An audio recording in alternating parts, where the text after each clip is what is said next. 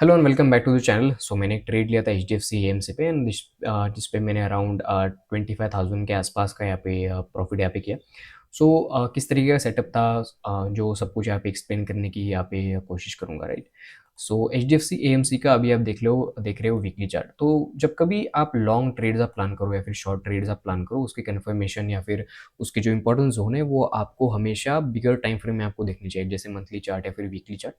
मैं अगर इसका अगर आपको मंथली चार्ट अगर आपको दिखाऊँ तो आपको एक क्लीन प्राइस एक्शन आपको यहाँ पे दिखेगा, जो कि बहुत ज़्यादा आपको हेल्प करता है नॉइस आपके रिड्यूस करने के लिए। आपको क्लियर आपको जोन मिल जाते हैं, सपोर्ट आपके जोन मिल जाते हैं, रेजिस्टेंस जोन आपको यहाँ पे बहुत इजीली आपको यहाँ पे मिल जाते हैं, जो कि आपकी ओवरऑल एक डिसीजन मेकिंग में बहुत ज़्यादा हेल्प करते हैं, राइट। सो प्राइस जहाँ पे ये लिस्ट हुआ था, लिस्ट होने के बाद एक अगेन डब्ल्यू पैटर्न बना के सॉर्ट ऑफ ऊपर गया, रेजिस्टेंस इसने फेस किया, नीचे आया, नीचे फिर से इसने रेजिस्टेंस फेस किया, यहाँ पे कंसोलिडेट किया बट ब्रेक यहाँ पे नहीं कर पाया। ठीक है, इसके बाद फिर से इसने वही पैटर्न यहाँ पे क्रिएट किया एंड देन ऊपर गया, यहाँ पे रिटेस्ट किया, रिटेस्ट के बाद फिर से यहाँ पे ऊपर गया एंड ये फिर से एक रिटेस्ट काइंड ऑफ यहाँ पे थिंग थी। ठीक है, जब कभी आप इस तरीके के सेटअप जब आप देखते हो, खास करके मंथली टाइम फ्रेम में या फिर वीकली टाइम फ्रेम में, तो और ज़्यादा आपको यहाँ पे कंफर्मेशन के साथ आपको यहाँ पे ट्रेड मिल सकते हैं, राइट। जब मैं इसको वीकली चार्ट में देखता हूँ तो वीकली चार्ट में मुझे यहाँ पे दिखता है कि यहाँ पे एक पहले इसका एक रेजिस्टेंस था, जहाँ पे दो बार इसने सेम यहाँ पे रेजिस्टेंस फेस किया, रिजेक्शन फेस किया। इधर रिजेक्शन फेस करने के बाद प्राइस नीचे आई, फिर से यहाँ पे उसने यहाँ पे ऊपर सस्टेन करने की कोशिश की बट प्राइस यहाँ पे नहीं टिक पाई। एंड देन उसके बाद जब प्राइस यहाँ पे नीचे आई, यहाँ पे अच्छा खासा इसने एक सपोर्ट लिया, सपोर्ट लेने के बाद एक ब्रेकआउट यहाँ पे आया, ब्रेकआउट के बाद रिटेस्ट है, रिटेस्ट के बाद यहाँ पे इस वीकली कैंडल अगर आप यहाँ पे देख पा रहे हो, ठीक है, इस वाली वीकली कैंडल में यहाँ पे कहीं पे क्लोज हुआ था। ठीक है, यहाँ पे कहीं पे प्राइस यहाँ पे क्लोज हुई थी, ठीक है, और ये सीधे यहाँ पे नीचे खुला था जून के महीने में। ठीक है, एंड ये इलेक्शन के रिजल्ट का यहाँ पे महीना था, नहीं सॉरी, इलेक्शन के रिजल्ट का महीना नहीं था यहाँ पे। शायद जो हमारे टैरिफ वगैरह के जो सब कुछ यहाँ पे चल रहा था वो यहाँ पे हुआ था एंड देन प्राइस ने यहीं से जहाँ पे ओपन हुआ था, यहीं से फिर से एक अपना सपोर्ट अच्छा लेके यहाँ पे इसने अपनी अपसाइड जर्नी कंटिन्यू रखी। ठीक है, उसके बाद मार्केट में क्योंकि ओवरऑल सेलिंग यहाँ पे थी तो मार्केट में एक सेलिंग आई एंड यहाँ पे फिर से एक एक सपोर्ट के आसपास यहाँ पे एक जोन था, क्योंकि प्राइस जहाँ पे ओपन होती है जब वही से वो वेट अ सेकेंड,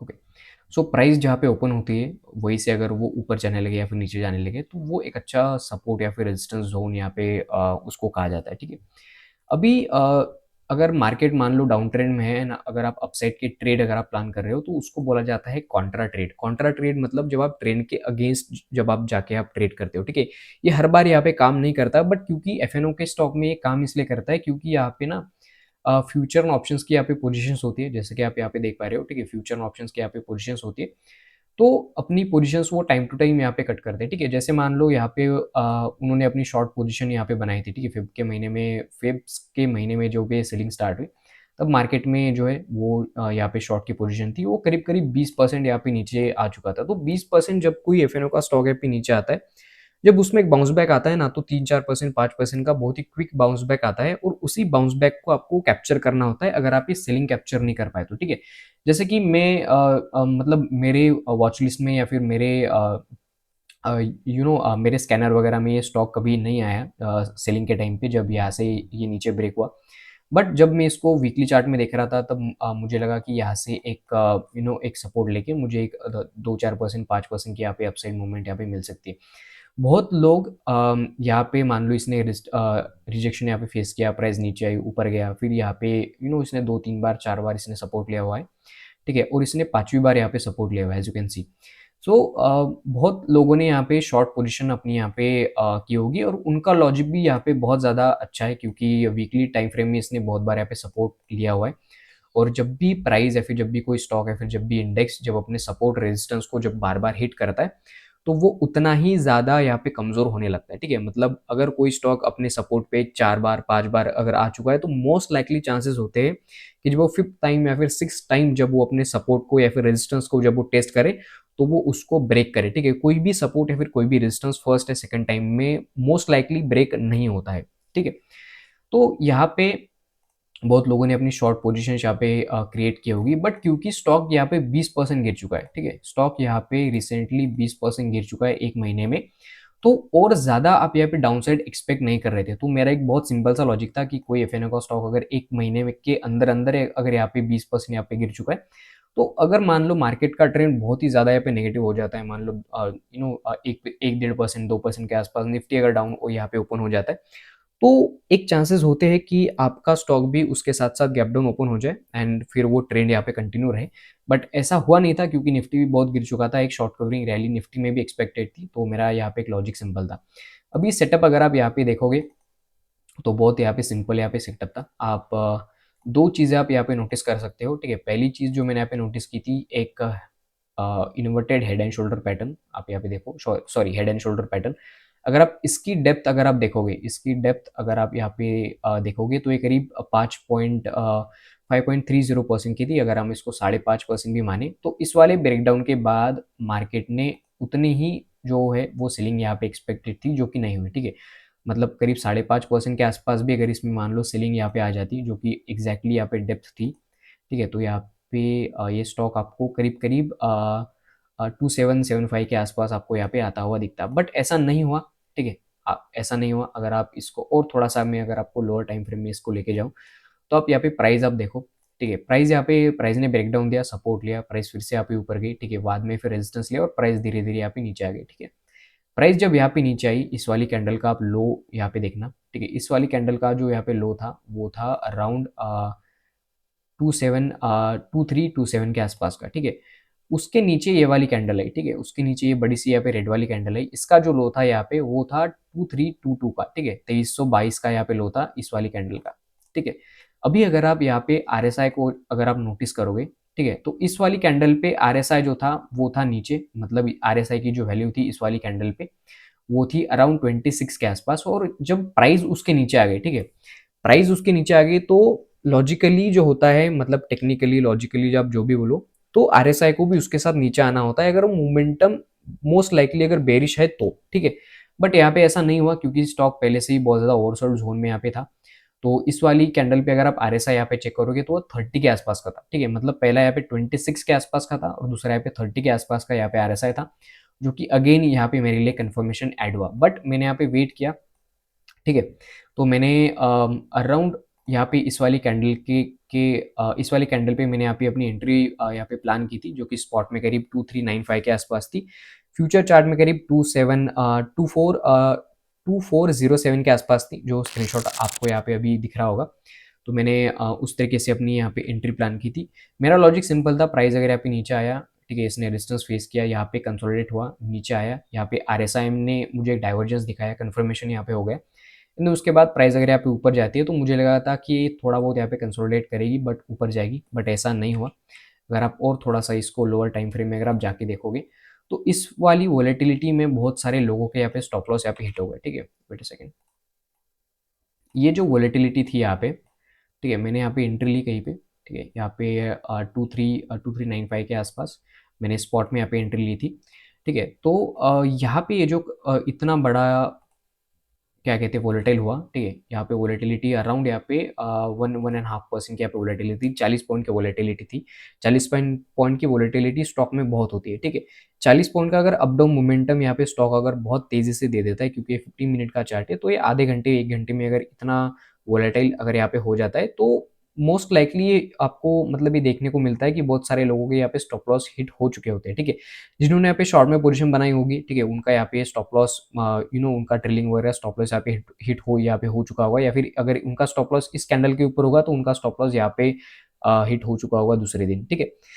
दूसरे दिन मतलब सॉरी, जब मतलब कोई बायर अगर होगा, ठीक है, जिसने मान लो इस वाली क्लोजिंग कैंडल पे बाय किया होगा और उसका स्टॉप लॉस ये था, तो उसका स्टॉप लॉस यहाँ पे हिट हो चुका होगा, ठीक है? तो कुछ इस तरीके से प्राइस ने यहाँ पे कंसोलिडेट किया, तो मैंने अपनी पोजीशन यहाँ पे होल्ड की थी। ये क्लोज हुआ था करीब-करीब 2390 के आसपास यहाँ पे क्लोज हुआ था 17th ऑफ मार्च को। एंड दूसरे दिन जब प्राइस यहाँ पे खुला, ठीक है, मार्केट यहाँ पे नीचे एंड देन उसके बाद मार्केट ने अपनी अपसाइड यहाँ पे कंटिन्यू की। जो मेरा टारगेट था वो बहुत ज़्यादा सिंपल सा था। मैंने अपने जो है मैं 1H1 या फिर 1H2 का जो मैं यहाँ पे टारगेट यहाँ पे प्लान करके चलता हूँ। सो मैंने यहाँ पे अपनी एंट्री यहाँ पे बनाई थी और मेरा जो स्टॉप लॉस था वो उस दिन का लो यहाँ पे था, ठीक है, उस दिन का, या फिर हाँ, उस दिन का लो मेरा यहाँ पे स्टॉप लॉस था, तो करीब 40 पॉइंट के आसपास का मेरा स्टॉप लॉस था। और मेरा टारगेट जो था वो करीब 80 पॉइंट के आसपास का था यहाँ पे, 80 पॉइंट्स के आसपास का मैंने यहाँ पे टारगेट यहाँ पे प्लान किया था। बट क्योंकि ये कैंडल जो थी ये बहुत मतलब तेज़ी से यहाँ पे कैंडल बन गई, सो मैंने अराउंड यहाँ पे 2390 के आसपास यहाँ पे एग्जिट किया था, 2390 के आसपास, जो कि प्रीमियम में आपको यहाँ पे दिख रहा होगा अपने स्क्रीनशॉट में। तो एक बहुत ईजी यहाँ पे कुछ इस तरीके से मुझे यहाँ पे टारगेट मिला। बहुत ज़्यादा ज़्यादा ध्यान रखने वाली एक चीज़ यहाँ पे ये भी थी, जब इस तरीके के पैटर्न्स जब आपको यहाँ पे दिखते हैं, तो आपको आरएसआई के डाइवर्जेंस आपको चेक करने होते हैं, जो प्राइस आपको क्लियर इंडिकेशन दे रही है, ठीक है। यहाँ पे क्लियर इंडिकेशन जो था प्राइस का वो था, ठीक है, ये लो था, और उसके नीचे प्राइस ने यहाँ पे लो बनाया था, उसके नीचे क्लोज भी दिया था बाय द वे, इस वाली ग्रीन कैंडल के नीचे प्राइस ने यहाँ पे क्लोज भी दिया था, और इस वाली जो रेड कैंडल थी अपनी, ठीक है, ये वाली जो हमारी रेड कैंडल थी, इस रेड कैंडल के नीचे भी इस वाली रेड कैंडल ने यहाँ पे क्लोज दिया था। बट अगर आप आरएसआई की वैल्यू इस कैंडल पे भी अगर आप देखोगे, तो वो करीब यहाँ पे 31 के आसपास की थी। मतलब प्राइस तो यहाँ पे नीचे आई, ठीक है, ये प्राइस जो थी यहाँ पे आप आरएसआई देखो, यहाँ पे करीब 29 के आसपास था, और इस वाले कैंडल पे आरएसआई जो था अपना 31 के आसपास का था। मतलब प्राइस तो नीचे आई, बट उसके साथ मोमेंटम उतना नहीं था कि प्राइस अगेन अपना बेरिश मोमेंटम यहाँ पे कंटिन्यू कर सके। तो ये सिंपल से कुछ लॉजिक यहाँ पे होते हैं जब आप ट्रेंड के अगेंस्ट जब आप यहाँ पे ट्रेड करते हो। सो मुझे एक शॉर्ट कवरिंग यहाँ पे एक्सपेक्टेड थी, क्योंकि यहाँ पे एफएनओ का स्टॉक था, तो हमें एक अच्छे खासे यहाँ पे टारगेट मिले। सो कुछ इस तरीके से आप यहाँ पे अपने ट्रेड्स वगैरह प्लान कर सकते हो, जब मार्केट बहुत ज़्यादा यहाँ पे क्रैश हो चुका हो, मतलब कोई स्टॉक 20% 22% यहाँ पे नीचे गिर चुका हो, एंड देन उसके बाद जब उसमें बाउंस बैक आता है, तो आप इंट्राडे में बहुत अच्छे यहाँ पे टारगेट आप ले सकते हो, ठीक है। इंट्राडे में जो आप मान लो ट्रेड यहाँ पे एंटर करते हो, तो आपको फ्यूचर में हो या फिर कैश में हो, तो आप उसको कैरी कर सकते हो अच्छे खासे ट्रेलिंग स्टॉप लॉस के साथ। सो मैं यहाँ पे चाहता तो मैं और रुकता, बट क्योंकि मेरा 1/2 का यहाँ पे टारगेट यहाँ पे मिल चुका था। एंड उसके बाद अगर मैं आपको दिखाऊं, तो निफ्टी अपने एक अच्छे रेजिस्टेंस पे था, ठीक है, निफ्टी यहाँ पे अपने एक अच्छे रेजिस्टेंस पे था 18th ऑफ मार्च को, वेट अ सेकेंड, हाँ 18th ऑफ मार्च को यहाँ पे मार्केट जो था वो अच्छे अपने रेजिस्टेंस पे था, जो कि था 23,559 के आसपास का, ठीक है। तो मैं इस वाले रेजिस्टेंस में यहाँ पे नहीं रुकना चाहता था, क्योंकि ग्लोबल हमारी जो ओवरऑल न्यूज़ वगैरह थी वो इतनी ज़्यादा पॉजिटिव नहीं थी कि मार्केट होल्ड कर सके। और क्योंकि ये बाउंस बैक ही था, अगर आप पूरे अपने इसको अगर आप चेक करोगे, तो एक बाउंस बैक ही था, ठीक है। इस वाले क्लोजिंग के आसपास निफ्टी ने अपनी जो है वो रेजिस्टेंस यहाँ पे लिया था। तो मेरा टाइम अगर आपको यहाँ पे दिख रहा होगा कि मैंने ट्रेड को यहाँ पे किस तरीके से एग्जिट किया। सो ये बहुत ही एक सिंपल सा यहाँ पे लॉजिक होता है अपने टारगेट को और अपने स्टॉप लॉसेस को प्लान करना, ठीक है। जब आप टारगेट प्लान करते हो, तो स्टॉप लॉसेस प्लान करते हो, तो अपने स्टॉप लॉस को भी आपको उतनी ही रिस्पेक्ट देनी होती है। एंड देन जब आपको टारगेट मिल जाता है, मान लो 1/1 का अगर आपको टारगेट मिल जाता है, तो आप अपने स्टॉप लॉस को यहाँ पे ट्रिल करके अपने एंट्री प्राइस पे आप ला सकते हो, जहाँ पे आपका जो लॉस होगा वो सिर्फ आपकी ब्रोकरेज, एसटीटी, जीएसटी और ये सब 2-3 यहाँ पे चीज़ों का ही लॉस होगा। एंड जब आपको प्रॉफिट हो जाता है, मान लो 1/1 पे आपका ट्रेलिंग स्टॉप लॉस हिट हो जाता है, या फिर प्राइस अगर अगेन आपके इसमें अगर आप जाती है, तो यहाँ पे एक ट्रेलिंग स्टॉप लॉस फिर से यहाँ पे एक बनता था, ठीक है। अगर मैं इसको होल्ड करता, तो क्योंकि मेरा टारगेट हो चुका था, तो मैंने इसको होल्ड करना ठीक नहीं समझा, क्योंकि मार्केट में भी एक अच्छी खासी शॉर्ट कवरिंग थी, और जो कि शॉर्ट कवरिंग टिकने नहीं वाली थी, सबको पता था। तो एक ट्रेलिंग स्टॉप लॉस मैं यहाँ पे डालता अगर मुझे इसको होल्ड करना होता, तो जहाँ पे मैं अराउंड 1/1 के आसपास के अपने यहाँ पे प्रॉफिट को यहाँ पे होल्ड करता, हाँ 1/1 के आसपास के अपने प्रॉफिट को यहाँ पे होल्ड में कर लेता, ठीक है। तो कुछ इस तरीके से आपको अपने ट्रेड्स वगैरह प्लान करने होते हैं, ठीक है। इस तरीके की मार्केट में जहाँ पे मार्केट ओवरऑल ट्रेंड यहाँ पे मार्केट का बेरिश है, तो आपको अपने ट्रेड भी उसके अकॉर्डिंग आपको प्लान करने होते हैं। सो ये बहुत ही सिंपल से लॉजिक होते हैं। तो एक क्विक यहाँ पे अच्छा प्रॉफिट इस वाले ट्रेड में मैंने यहाँ पे बनाया, ठीक है। तो कुछ यही सेटअप था। वीकेंड पे एक अच्छी वीडियो आने वाली है, अराउंड हम बात करेंगे गोल्ड सिल्वर यहाँ पे कहाँ पे जा सकता है, निफ्टी बैंक निफ्टी में अभी और कौन से यहाँ पे टारगेट हमारे लिए ओपन हो रहे हैं डाउन साइड के। अगर आप मुझे लिंक्डइन पे फॉलो नहीं करते हैं, सो आप लिंक्डइन पे आप मुझे फॉलो कर सकते हो, मैं बहुत अच्छी उसमें पोस्ट वगैरह यहाँ पे डालते रहता हूँ, राइट। अगर आप इंस्टाग्राम पे फॉलो नहीं करते, इंस्टाग्राम पे भी आप फॉलो करें ना, सबकी लिंक आपको यहाँ पे नीचे डिस्क्रिप्शन में मिल जाएगी। वीडियो अगर आपने यहाँ तक देखा है, सो वीडियो को लाइक करना मत भूलना, और अपने दोस्तों के साथ भी शेयर करना। Thank you so much for watching.